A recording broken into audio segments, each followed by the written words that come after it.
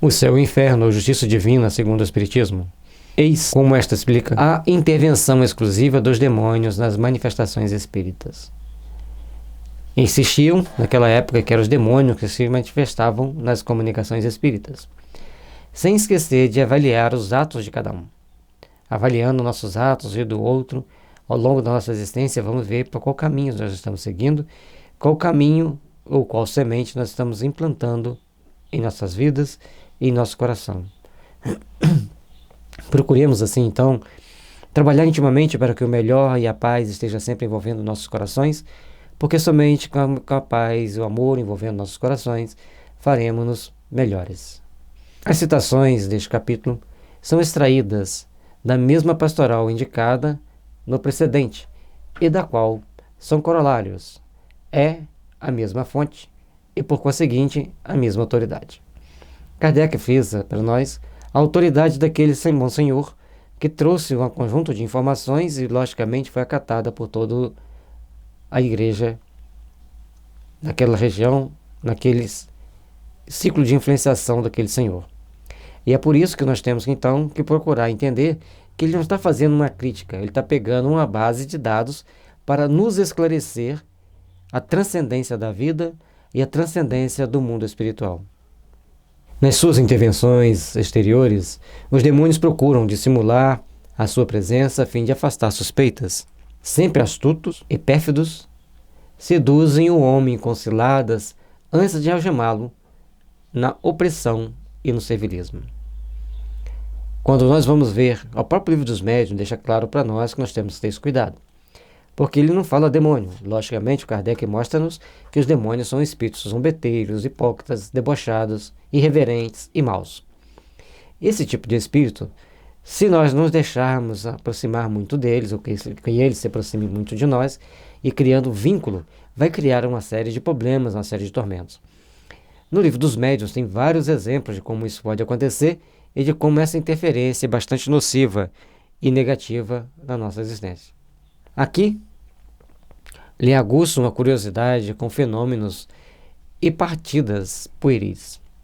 Além, despertam-lhes a admiração e subjugam-no pelo encanto do maravilhoso.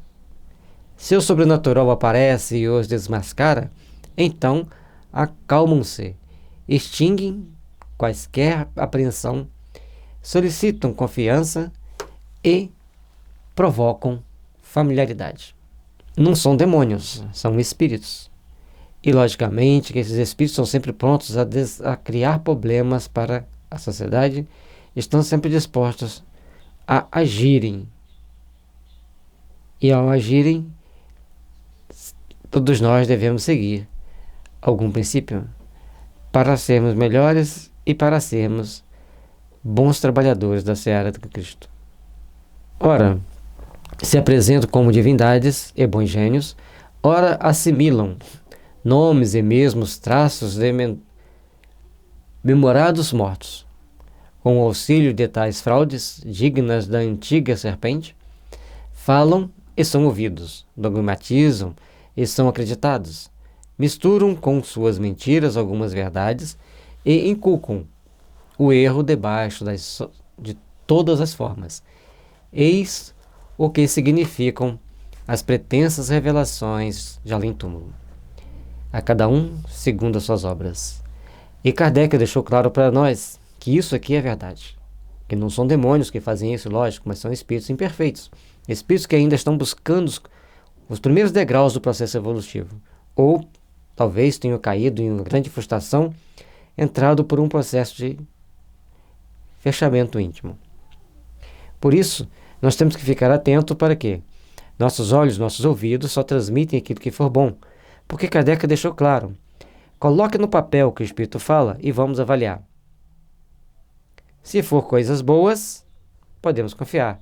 Se não for coisas boas, tenhamos toda a prudência, todo o cuidado para não estarmos juntos novamente. Porque o nosso objetivo é sintonizarmos-nos com os bons espíritos, é procurarmos estar sempre ao lado dos espíritos bons para captarmos melhor as bases do amor que nos impulsiona para Deus.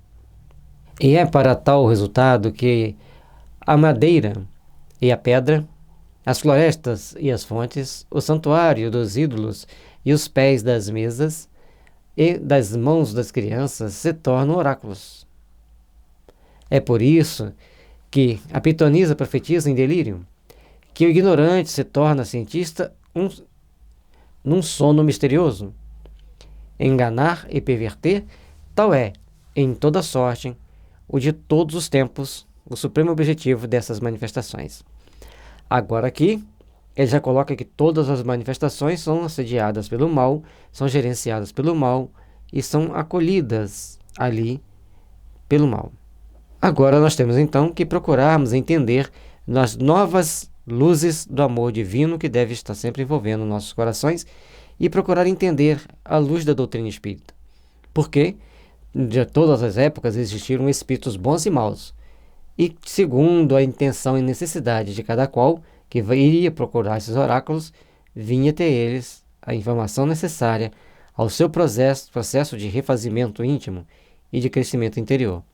Mas à medida que fossem aprimorando o conhecimento, o entendimento, nós começamos então a perceber algo mais naquelas mensagens.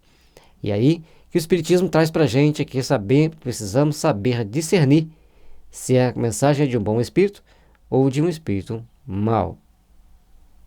Os resultados surpreendentes dessas práticas ou atos ordinariamente fantásticos e ridículos, não podendo porvir de sua virtude intrínseca, nem da ordem estabelecida por Deus, só podem ser atribuídos aos concursos das potências ocultas. Tais são notadamente os fenômenos extraordinários obtidos em nossos dias pelos processos aparentemente inofensivos do magnetismo, como o das mesas falantes.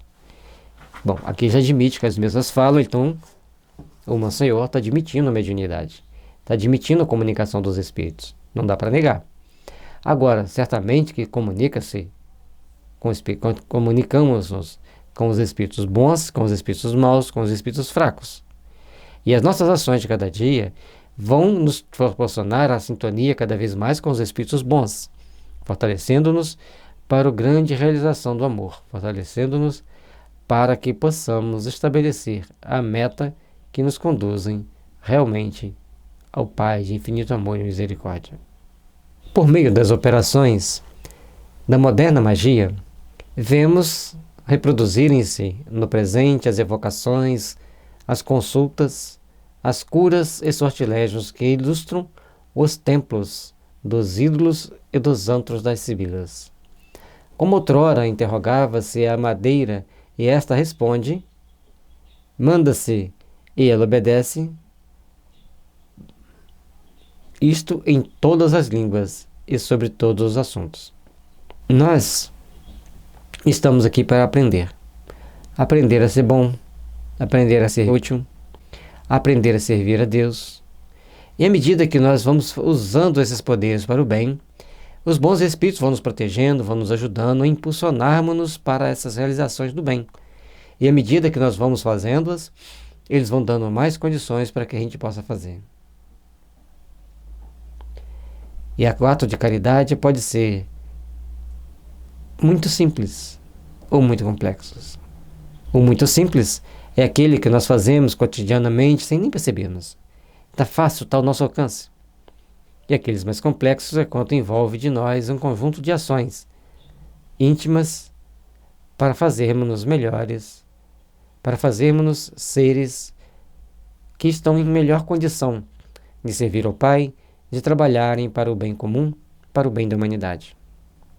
Agora, se nossas condutas do dia a dia forem nos conduzir para o mal, forem nos conduzir para determinados pontos obscuros do processo evolutivo, acabamos, por isso, criando condições de sofrimento, de amargura e de dor. Treinemos, pois, sermos realmente bons. Treinemos, pois, sermos realmente caridosos e aqueles que vão construir uma manhã de luz. Trabalhando nesse sentido, estando vigilante quanto ao sentido das palavras que os Espíritos trazem em cada comunicação, vamos procurar, então, criar a nossa barreira de proteção, que é fazer o bem, mantermos-nos em oração e trabalharmos intimamente, porque cada um de nós tem a nossa parcela a contribuir para o progresso da humanidade. Acha-se a gente em presença de seres invisíveis a usurparem nomes de mortos, e cujas pretensas revelações têm o cunho da contradição e da mentira.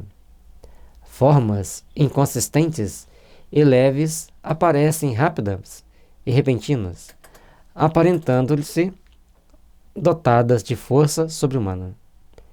Aqui ele está descrevendo algumas comunicações e mostra que ele está ali com, desculpe, mas com a ponta de ciúme das comunicações que estão sendo passadas e não estão sendo passadas para ele. Porque as comunicações vêm não segundo os nossos títulos, mas vêm segundo a nossa necessidade. Cada um de nós temos a necessidade de passarmos por uma etapa no processo evolutivo. E é por isso que nós temos que nos abstermos de certas situações que possam nos trazer sofrimento e revolta, criando um processo de entendimento e de amor que nos conduza realmente ao Senhor. Por isso, quando nós estamos lidando com as coisas mais naturais ou mais adversas, precisamos manter a serenidade para nos conduzir de forma segura pelo processo da redenção espiritual. Quais são os agentes secretos desses fenômenos? Os verdadeiros atores. Uma coisa que ele fala, que os espíritos tomam nomes de pessoas famosas, de mortos, para trazerem essas informações que eles acham que querem. Mas só que Kardec sabia disso. Ele percebeu isso ao longo das comunicações. Então ele estabeleceu um conjunto de regras que são úteis para que nós perdemos essa ideia, abandonemos essa ideia de achar que nós possamos resolver os problemas e porque achar que nós possamos criar os mecanismos necessários para que o outro seja do jeito que a gente quer. Porque não é assim. Os espíritos são do jeito que são. E nós temos que nos melhorar intimamente para então fazer valer a força do bem, fazer valer a força do amor, a força da paz e a fraternidade legítima brilhando em nossos corações. Quais são os agentes secretos desses fenômenos, os verdadeiros atores dessas cenas inexplicáveis? Os anjos, esses não aceitariam tais papéis indignos, como também não se prestariam a todos os caprichos da curiosidade. Kardec deixa claro isso. Os bons espíritos, os espíritos superiores, assim como os anjos, eles só aparecem para reuniões sérias, com objetivos definidos, com trabalhos necessários e importantes para o crescimento moral e espiritual das pessoas. Somente com esse crescimento moral e espiritual, as pessoas conseguem então empreender ao longo da sua caminhada as formas de crescerem, de estabelecerem padrões e de procurarem realmente evoluir. Os anjos só comparecem nas reuniões onde as pessoas estão dispostas a fazer o bem, estão dispostas a servir no bem e a construir o seu mundo íntimo segundo os padrões crísticos, ou seja, lutar com todas as forças de sua alma para se tornar um cidadão de bem. Logicamente que não vamos estalar o dedo e sermos bons, sermos melhores, sermos cidadão de bem. Nós vamos trabalhar intimamente para conseguirmos alcançar esse intento ao longo da nossa caminhada, ao longo da nossa existência. As almas dos mortos, que Deus proíbe evocar, essas demoram no lugar que lhes designa a sua justiça, e não podem, sem sua permissão, colocar-se às ordens dos vivos. Quem assistiu o filme Os Outros, viu que aquela senhora, ela mata os filhos, depois ela suicida, porque o marido dela havia morrido na guerra, e ela então fica presa naquela casa junto com eles. Ela não podia entender que ela morreu, então ela tinha que manter a ideia fixa de que ela estava viva. E o marido dela, que já tinha entendido a morte, ele ia lá e ele saía, naturalmente. Ela um dia tentou sair para procurá-lo. Andou e voltou para o mesmo lugar. Mas isso mostra para nós, interessante que eles andavam a cavalo, né? Curiosidade. Isso mostra para nós que o espírito fica cristalizado em uma ideia, em um padrão. E como eles provocavam muitos fenômenos mediúnicos naquela casa, veio então uma equipe de médiuns para fazer as comunicações. E aqueles espíritos então começam a mostrar tal quais eles eram de verdade e não como eles queriam que as pessoas fossem.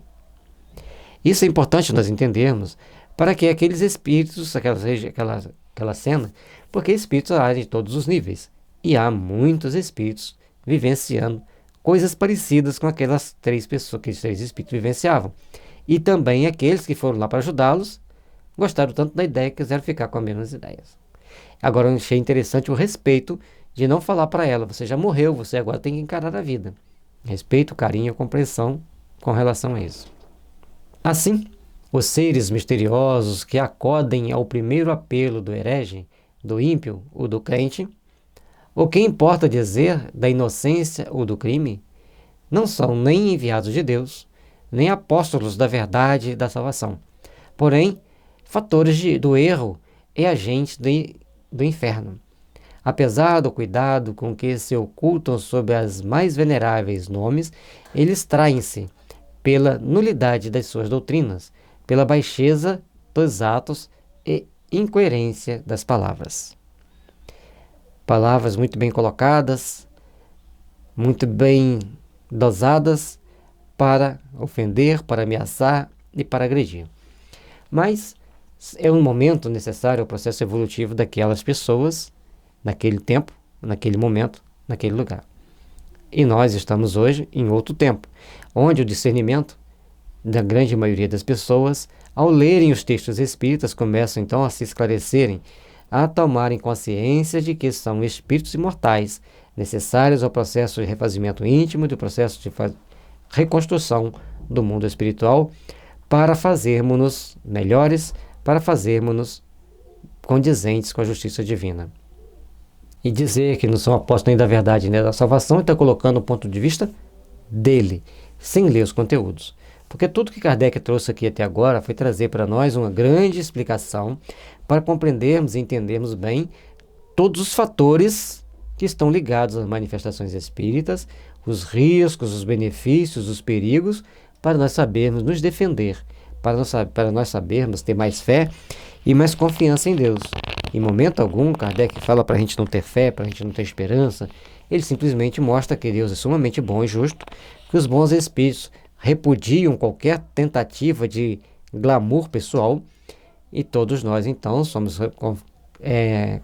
responsáveis pelos nossos atos, somos responsáveis por aquilo que nós vamos produzir, pelos espíritos que nós estamos sintonizando, e se sintonizarmos por um espírito imperfeito e mau, ele precisa ser esclarecido, orientado, porque ele vai se tornar um espírito bom. Por isso, todo o conjunto de informação que existe para nós compreendermos a justiça divina, a misericórdia divina, serve para nos impulsionar, para estabelecer para nós consciência, responsabilidade, discernimento, para sermos amanhã espíritos melhores do que somos hoje, para sermos amanhã espíritos construtores da paz, da harmonia e da fraternidade. Procuram apagar do símbolo religioso os dogmas do pecado original, da ressurreição do corpo, da eternidade das penas, como de toda a revelação divina, para sobretrair as leis da sua verdadeira sanção e abrir ao vício todas as barreiras. Se as suas sugestões pudessem prevalecer, acabariam por formar uma religião cômoda para o uso do socialismo e de todos que querem importuna a nação a noção do dever e da consciência. Ele não compreendeu nem o Evangelho do Cristo e nem a missão da doutrina espírita.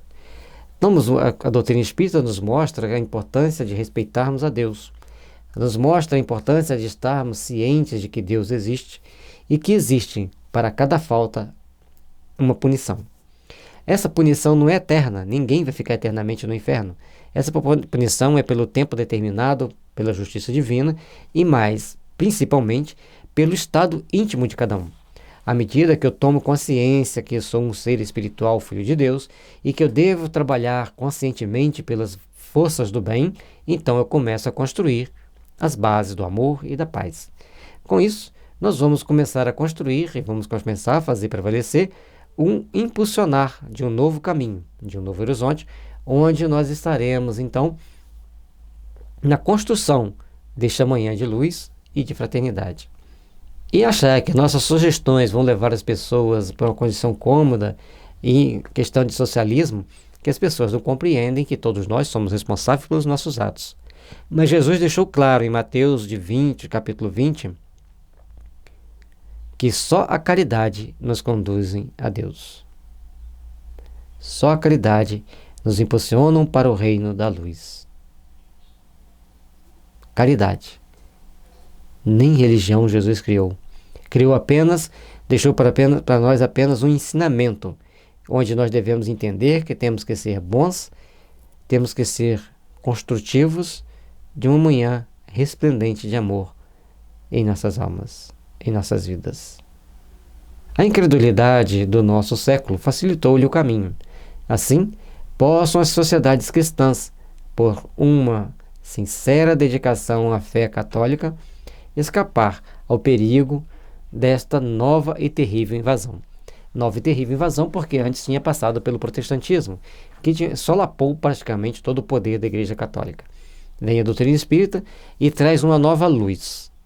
A doutrina espírita não criou uma religião nova, ela simplesmente trouxe uma luz do entendimento superior para nós compreendermos Jesus, compreendermos o protestantismo, compreendermos o catolicismo, mas segundo a ótica do Cristo, do amor, da caridade e da moral que está no Evangelho. E é com esse sentimento, com essas ideias, com esses ideais que nós devemos procurar trabalhar intimamente para sermos bons, melhores e mais caridosos. Que Jesus nos abençoe e nos ilumine, que a paz e o amor do Cristo esteja sempre nos envolvendo, impulsionando-nos para as grandes realizações do amor, da paz e da fraternidade.